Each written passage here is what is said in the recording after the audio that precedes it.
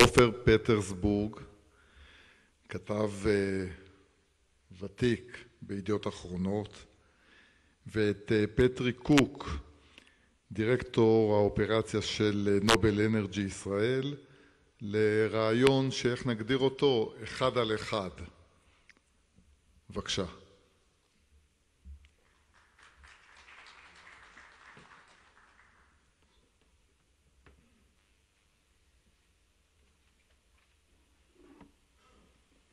Hi, Patrick. Hi, How are you? doing, Ofer? Thank you. I'm glad to interview you here. First of all, we met a year ago on the rig. It was very impressive. You came from Texas. Tell us a bit about the present in Israel. It was your first war. How was it? Well, for the avoidance of doubt, I actually was here in Israel for the entire time of the conflict. And, you know, I think most people from Texas, probably not that big of issue. I felt safe at all times, so no big deal. Tell us a bit about yourself. Okay, very good. As I said, my name is Patrick Cook. I'm the Director of Operations for Noble here in Israel. And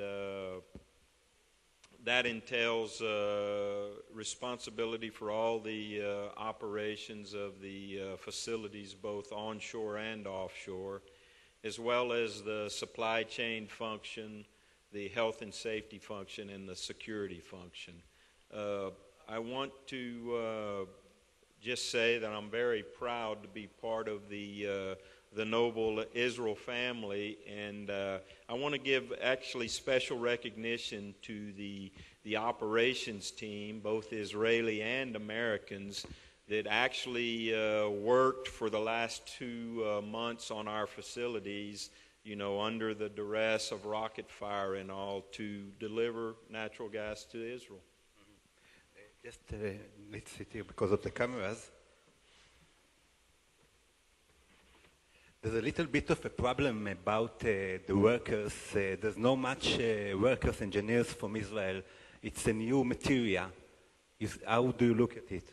So we're actually, one of the things we're doing is we're trying to increase the knowledge and the local content here.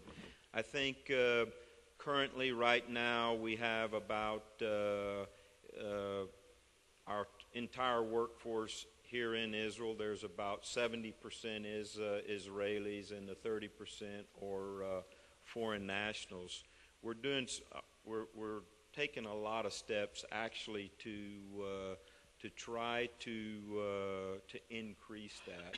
A couple of the things we're doing, obviously, I don't know if you guys have heard, we've announced in partnership with Rupin Technological College, we've actually are opening the Noble Energy Center at Rupin, where we're going to, it's going to be a center for professionals in natural gas. Actually, we're going to have a practical mechanical engineering program that's specializing in natural gas starting there. So we hope that over time we're going to build the skills and competencies that are required for the workers here to work in the natural gas industry. It's a very good program. It's actually going to be more than just a training center. We hope that it will become kind of a knowledge transfer center, if you will.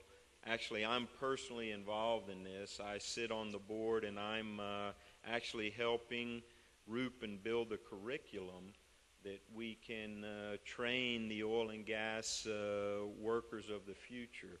Now, this is in Israel, it's for Israel, and it's going to be taught in Hebrew for the Israeli market here. So we're very proud to be part of this system, and just a little bit of recognition of the professionals at Rupin for what they've done to make this possible working with us. The natural gas revolution is the future. So Israel it's quite new. Tell us about this revolution, about the benefits. Okay, so I must say it's been a very exciting 18 months for me here in Israel. Just last March of 2014, we actually we celebrated our 1-year anniversary of gas flowing from Tamar. 1 year of providing clean fuels to the state of Israel.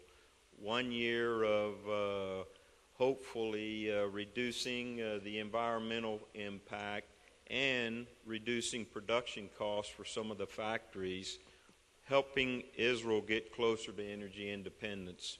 Great year, very exciting. We're looking for more to come. Now, what is the future challenges for Tamar? Some of the challenges we have for Tamar right now, as we've seen the natural gas kind of catch on, we've had a surge in demand. So the challenge for us now is how do we meet this demand? Currently, we have an expansion project going on in our onshore facilities in the Ashdod terminal. We're spending about $250 million in order to increase the capacity there by about 15%. We think that these are going to be, should be completed around next summer, so hopefully we'll be able to increase the capacity there. Another challenge that I have, or we have personally in operations, is because of the nature of the market here in Israel, i.e., a lot of our clients are generating electricity. The demand for a very reliable source is ever so increasing.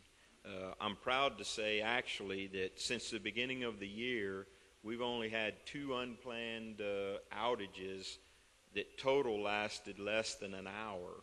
So we've been able to keep our reliability up.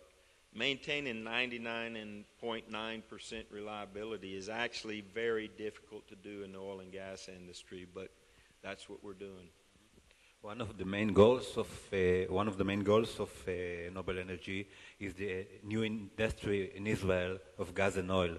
How do you see this future in Israel? How it's going to develop, and what will be the main elements that you in Nobel will bring to Israel? So obviously, we believe that one of the big benefits of the gas is actually developing the industry here. And we're committed to trying to make that happen. Some of the things that we've done, for example, kind of in partnership with the Ministry of the Economy, we actually hosted 18 heads of Israeli companies back at our corporate headquarters in Houston, and we also had the heads of the top 3 oil and gas service companies in the whole world there, along with our senior management. So these companies, in essence, were able to pitch their goods and services to these huge oil and gas service companies to try to give them a head start to create the industry here. It's very, for us, it's good business if we can make this happen. We would like to see this blue and white oil and gas industry, if you will, get created and take hold here. We're ever increasing the amount of goods and purchases that we can buy locally. Right now, I think we employ over 200 Israeli companies as contractors to help us to deliver the gas to the state of Israel. We expect this is going to continue to increase and increase as the time goes on. So, with the in association, however, we have to build that expertise, and that gets back to what we're trying to do with Rupin.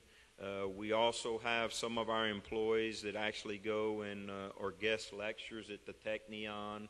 So I think a big part of us is to try to share the vast knowledge that Noble has about oil and gas here locally so that the local people can take that knowledge and help us build the industry. So for me as an operations manager, it's much more beneficial for me to be able to get my goods and services locally than having to have the time zone differences and the freight and all that. If I can get them here, that's what I want to do. If we close our eyes and open it 10 years from now, what are we going to see? Okay, this is my vision anyway, and I must say, actually, I have a personal objective for being in Israel, which is kind of, I would say, separate than Noble's, but it complements Noble's, and that is to build the industry. When I started in the oil and gas industry 30 years ago in the United States, the industry was already 100 years old, so it was pretty mature. So one of my reasons for coming to Israel is to try to help build the industry. Not many times can you say you can get in on the early days on the ground floor. So in 10 years' time, what I would predict is I would say that most of the employees, including senior management and for sure my position, are actually Israeli citizens that have moved up in Noble. I see, 90+% of the goods and services that we require in order to extract the natural gas and oil being provided here by local vendors that have the knowledge, have the expertise to actually give us what we need. I see that you have a highly motivated and extremely competent workforce that can not only, I would say, take what we're doing now, but actually improve and continuously improve on extraction techniques. And then finally, I would say this, why stop at Israel? The oil and gas industry is a global business. So I see where these local companies can actually be providing these services and goods across the world for oil and gas companies. Okay, thank you very much. Thank you.